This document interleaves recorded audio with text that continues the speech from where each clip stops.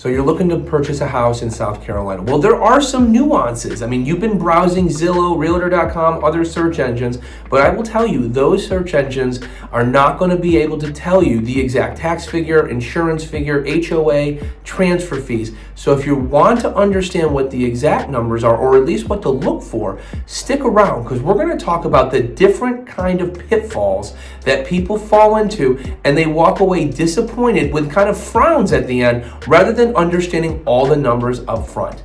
My name is Aaron Benton. I'm host of this channel and a local mortgage lender. Subscribe below and tap the bell for notifications so you'll be the first to know whenever I release a new video.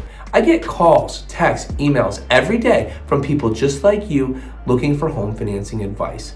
So click the link below, schedule a call or video chat so that I can understand your goals, and together we can tailor a plan exclusively for you. But today we're going to talk about the nuances of purchasing in the Lowcountry, South Carolina. I live here in Bluffton, South Carolina, well versed in this topic. And if you stick around to the very end, I'm going to walk you through kind of that dreaded horror story of what happened to someone when I got the loan after they worked with a lender that was not local. So stick around, because we're going to get after it right now. The first and probably the most eye-popping topic is taxes. I get a lot of calls about the taxes or potentially sticker shock.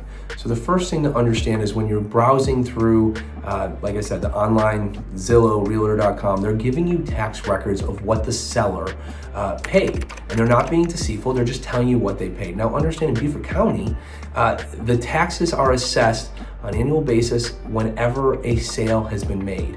So if you were to purchase a property in March of 2026, yes, you would get grandfathered into that, what the seller paid for that first year, but then come January of 2027, the county would notice, hey, this house has been sold, and therefore we need to assess it at the new purchase price. So your taxes will naturally go up because you most likely bought the property for a value that is greater than what the seller bought it for maybe 5-10 years ago. So first you need to understand that the property will be reassessed. Also, there is a 4% versus 6% difference in taxes. So as a primary homeowner, you pay a 4% millage rate. And if it is your non-primary residence, and I don't care if it's a second home or investment, it's just not your primary, you will pay 6% plus a school operations fee. What that works out to is a non-primary residence is about 2.5 times greater than that of a primary residence's tax. So that is based every single year on the occupancy. So if you buy it as a second home or investment, let's say that you bought this as early retirement, you're at the non-primary rate, then all of a sudden you retire, you move here, you prove to Beaufort County that you are buying this, or not buying this, but this is your primary residence, you live here, you will get the lower tax rate. So it's not like you're stuck in the non-primary rate forever. It can change. Now, the other thing that people do not recognize is that you're kind of guilty until proven innocent. So when you buy the house, if there's a deed change, you automatically default to the higher taxes. So I get a ton of calls in January, February of the following year because they bought a property as their primary, the title changed, and with Beaufort County, you have to file paperwork to show that it is in fact your primary residence. You can move over your driver's license, show that your taxes are now in South Carolina, and a couple other things. With that being said, if you do not follow those steps, Beaufort County defaults you to the higher than non-primary tax rate. You probably get a call from us, your mortgage lender. We say, hey, we escrowed your taxes to be, let's say, $3,000, and we actually had to pay a bill of about $7,000, and that's what the county gave us. Now, understand, you can petition to have that number reduced back down to the primary. You gotta, again, prove that you've moved here and in fact it is your primary residence. But that is something that people get so excited at the closing table that, oh, they bought their house, and they forget that they actually have to petition to have the property or apply for having the property at the primary tax rate. Anytime there is a deed title change, it sets a trigger, and you need to then again show that you have it is in fact your primary. I've seen it as simple as someone moved a property from their personal name into the name of their trust. Deed change, had to prove to the county that the property was in fact still their primary residence, even though the trust, the property is now in the trust. So understand there is something after closing that you need to fill out for Beaufort County, for the auditor's office, to prove that this is in fact your primary rate or is your primary residence. So keep that out. So taxes, number one most eye-popping piece. Whenever I'm qualifying someone with a debt-to-income ratio, the client calls in, they look at the tax records, they're thinking they're going to be lower, I should say, and then all of a sudden they realize, oh, it's their non-primary, I'm going to pay something higher. That can lead to sticker shock, but why not get that number out and in the open well in advance?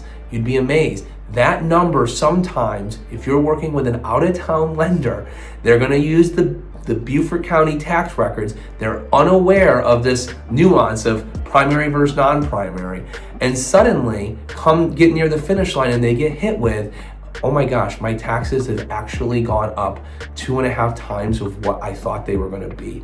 That can rear its head, not only from a qualifying side, but talk about the wrench you're going to have in your stomach knowing that your payment just went up considerably. Taxes, big number to pay attention to. Number 2, HOAs. In Beaufort County, across South Carolina, you're going to have these HOA fees. There's 2 kinds, the monthly and also the transfer fees.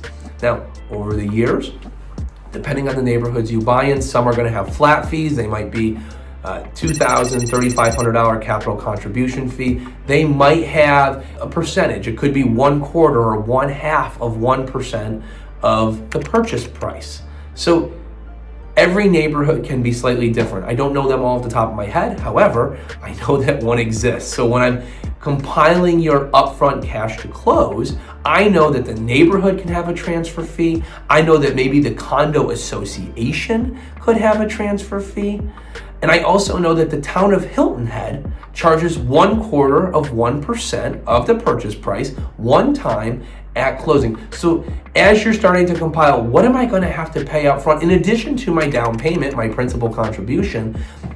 These are the numbers that you have to take into consideration. Is there a neighborhood transfer fee? Does the town of Hilton Head charge a fee? Yes, the town of Bluffton does not.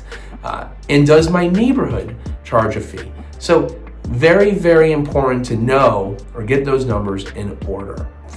Continuing on, you also have just HOAs, monthly expense, quarterly expense, annual expense, however your HOA collects the bill. Understand that in Hilton Head, Bluffton, Beaufort, majority of these neighborhoods, these gated communities, they have these fees and they're varying. So again, I don't know them all off the top of my head. However, it's something to take into consideration as you're working on what is your monthly output. I like to put all the numbers on a monthly output like spreadsheet so that you understand what your principal is going to be, taxes, insurance, potentially mortgage insurance if you're putting less than 20% down, and your HOA fee. It just helps for you to understand what the total cost of this house is going to cost you on a monthly basis. So very important. You just need to recognize, hey, it might be $1,500 for the year. It might be $27,000 for the year. Now, your real estate agent is going to well verse you in the different kind of neighborhoods. You're not going to stumble upon a $27,000 a year HOA. They're going to prep you for that, but it's something that you need to take into consideration. The 4th, insurance. Now, historically, understand insurance has gone up over the last couple years, and Beaufort County, no stranger to insurance increases because we are very close to the water, especially Hilton Head is a coastal barrier island. So insurance premiums have gone up. If you are from the Northeast, the Midwest, our insurance numbers here are going to be higher than potentially what you think just because our proximity to water. Yes, it's absolutely beautiful here. Sunny, 75 degrees, absolutely gorgeous outside. However, there's a price tag associated with that. And if you want those nice, warm or cool ocean breezes, you gotta pay for it, and it comes from insurance. So understand that is one of the numbers. When I'm starting to build a file for someone, I have to give a little disclaimer. Hey, I'm estimating insurance to be this. We can of course get you an insurance quote because again, you wanna know all of your upfront costs and monthly costs. So you of course can shop for your own insurance. We can assist and at least get a quote to get you started. but recognize that that number might be a little bit more than what you think just because of the proximity to the water and the location of this beautiful low country. Another figure is flood insurance. If the seller has flood insurance, I strongly advise that you assume the flood policy, because flood insurance can increase on an annual basis just a certain percentage. So if you assume the seller's flood policy, it's going to take a while for that flood policy to increase to current rate. Of course, if you just get a flood policy today and you don't assume the seller's flood, you're going to be stuck with whatever today's premiums are. But if you assume the seller's flood policy, most likely it's going to be less than what current rates are. Now, will it increase over time? Absolutely, but you're kind of kicking the can down the curve so that you can eventually just save some money over time. So when possible, assume the flood policy of the seller. My last one to pay attention to is condo fees, and potentially with condos, you're going to have insurance assessments. So understand that when you buy a condo, the condo association typically covers the exterior of the building. They typically cover the amenities that you have. So there's a cost associated with it. You can't run from it. So if you're ever looking for a condominium that has very, very low fees, you're probably going to notice that they don't have great insurance, they're not necessarily close to the water, or they don't really have any amenities. So all the nice things that you're looking for, yes, there's a cost to it. So understand that there's two kinds of insurance policies. There's this master insurance policy, which is covered many times by your condo fee, that number that you're going to pay to the condo association potentially every month or quarterly, however it's billed. And then there is what's called an HO6 policy. An HO6 policy is an interior coverage, walls in. How I like to say it is, if a storm came through, ripped off the roof, ripped off the siding, your exterior insurance policy that is covered through the condominium association, that would cover that. Now, if the storm comes through, rips apart your countertop, beats up your floor, that's when you're going to tap into your HO6 policy. The beauty is, since you're only covering the walls in, the improvements, that HO6 policy is relatively inexpensive. It's somewhere in the $50 a month to $200 a month figure. Again, it's going to be based on size of unit, proximity to water, things of that nature, but it's covering just the inside. So you got to pay attention to the condo fee.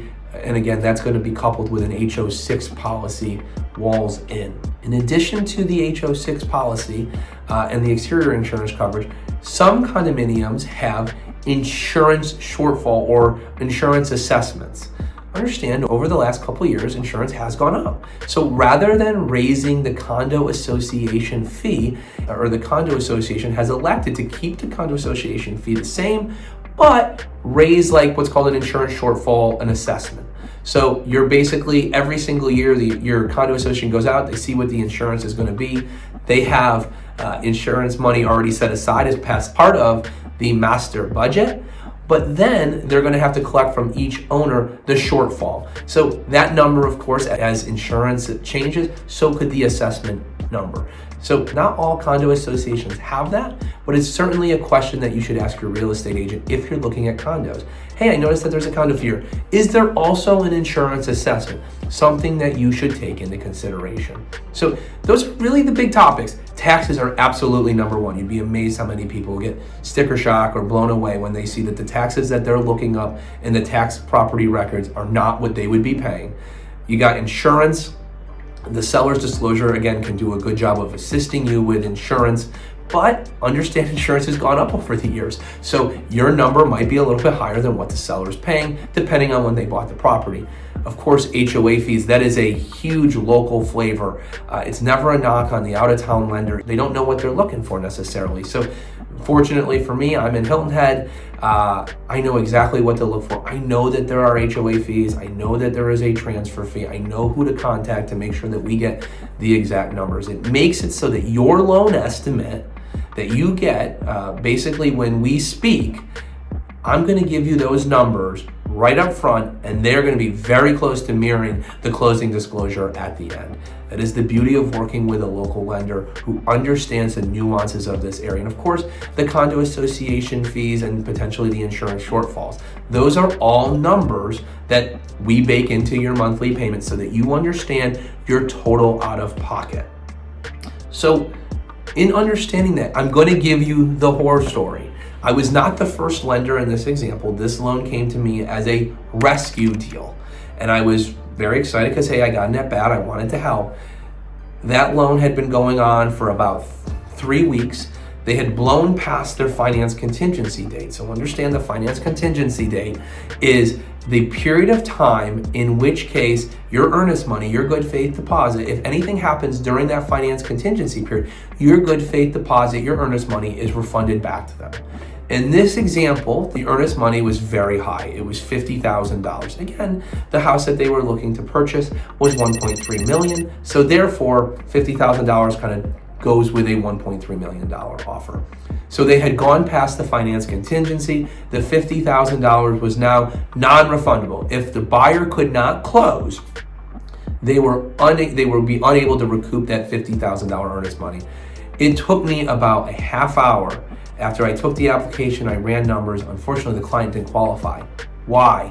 The out-of-town lender did not know the neighborhood transfer fee was $50,000. They also did not know that the neighborhood had a annual HOA fee of $21,000. They were estimating zero because they were not from the area, and boom, you get hit with $21,000 divided by 12. The client's debt to income could not handle that. $50,000 gone in the wind. It's a terrible story. It broke my heart to tell them, but at the same time, I cannot stress enough, work with a local mortgage lender who understands the area. It's never a knock on your out-of-town lender, but when I start to write loans in other places that I do not live in, yes, of course I can write them, but I am doing an exorbitant amount of extra due diligence, crossing T's, dotting I's, making sure that I am not walking across any landmines. The beauty is, I know what landmines could arise. I know how to coach my clients, and that allows me to give upfront figures that absolutely mirror what a closing disclosure would look like. Your earnest money is safe. We will protect you because we will give you all the numbers. And before you sign that contract, you're going to know what is my monthly payment, including principal, interest, taxes, insurance, HOAs, and what is my upfront cost, including mortgage-related costs, attorney-related costs, escrows, transfer fees, whether it be through a town, municipality, or the neighborhood. So my name is Aaron Benton. I'm host of this channel and local mortgage lender. Subscribe below. Be the first to know whenever I release a new video. I would love to get to understand your situation so that I can best help you, and I want to educate you. This is a very, very exciting time when you're looking to purchase a house, whether it's a week, a month, or even a year. It's never too late, or too early rather, to have that conversation, to understand what the numbers look like. Before this call, I just had a half an hour consultation with somebody. He's not looking to purchase for either 3 months to 2 years from now. But what he wanted to understand were the numbers. He walked away with a smile on his face, and he understands there is not going to be any surprises when he goes to purchase. So again, subscribe below, tap the bell for notifications, book a call with me, book a calendar invite. Love to understand your situation. But if I don't, I at least want to see you on the next video.